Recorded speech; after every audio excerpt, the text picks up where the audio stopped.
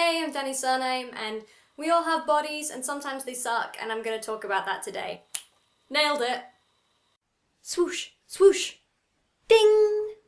So this morning I was watching a video on body image by John Aitken. He was on a panel that I went to yesterday, so I was doing my customary follow-up stalking of everybody that was there. Networking achieved. So he did a video about male body image a while ago, and specifically his relationship to his own body. And it was part of a larger playlist of people addressing male body image specifically, which you should go check out because it's really awesome, it's really interesting.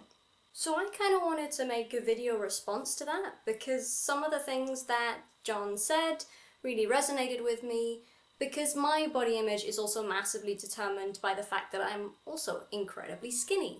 So when I was a bit younger, I used to get a lot of body-related comments such as, "Danny, you're so skinny, how do you stay so slim? You can eat whatever you want and you never have to worry about putting on weight. Wow, you must look great in a bikini," type deal. And it always really got to me because I am incredibly skinny and I feel really uncomfortable about that because I'm clinically underweight. And it's not as if I got to some tragic point where I suddenly became clinically underweight. I have always been, or for as long as I can remember. Since I was a child, my BMI has always been under the registered average weight band.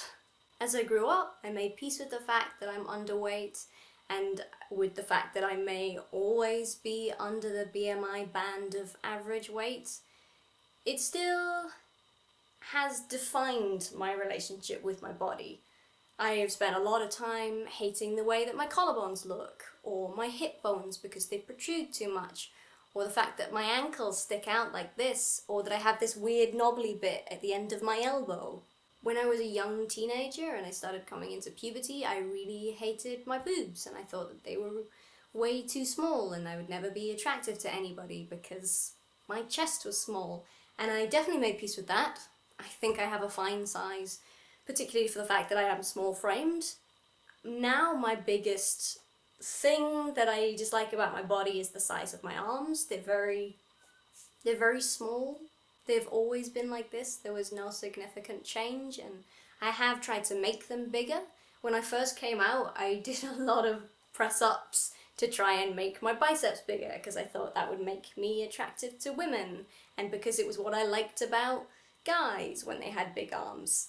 At least a large part of my body image has been formed by what I find attractive in other people and the fact that I want other people to find me attractive, which is not particularly healthy. Nowadays I don't nearly try to change my body as much as I did when I was younger.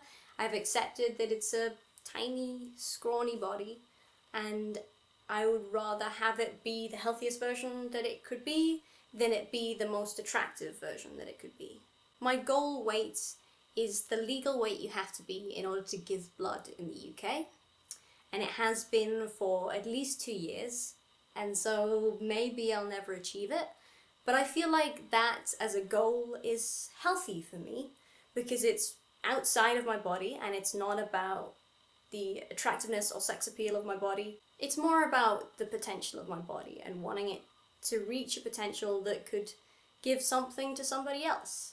I've always wanted to give blood, morally, and also because I have never been able to.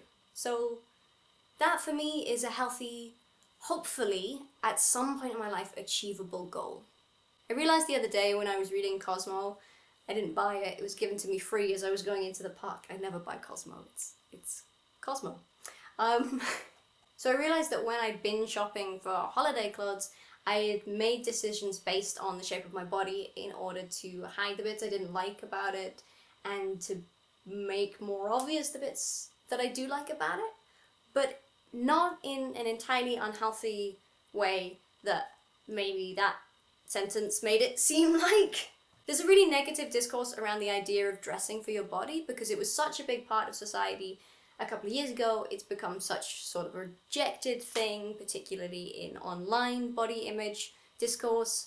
And I think how I feel about it is I don't want to cover up parts of my body intentionally. It's more that I know certain cuts or styles are gonna make me look at my body and think, wow, I like this vessel that holds my soul and life and stuff.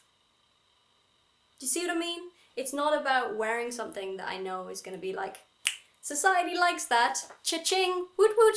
It's more about, this is pleasing for me to wear, and this makes me feel confident because I'm not constantly thinking about how much my collarbones stick out. Overall, I am incredibly happy with where I am with my body.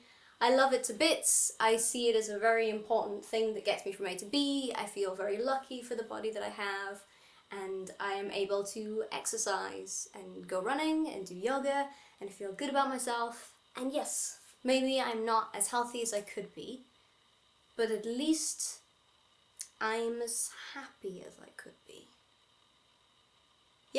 Yeah, we'll go with that. That sounds good. So hello, I haven't made a video in quite a while because I've been busy with work, but I did let you know before in a vlog so I don't feel too guilty about that. You knew that this was gonna happen. Also, slightly different setup because I move a lot when I talk. I move my hands a lot and I move the rest of my body quite a bit in day-to-day life. So I thought standing up instead of sitting on my bed might give me a chance to be a bit more physically expressive when I make videos. Do give me a shout about how you feel about it all. Let me know about any body related thoughts you're having right now down in the comment section below. Please do check out John's video because it's great, and also the playlist that it's included within. Give me an eager boost, like the video, subscribe, and I'll see you again soon.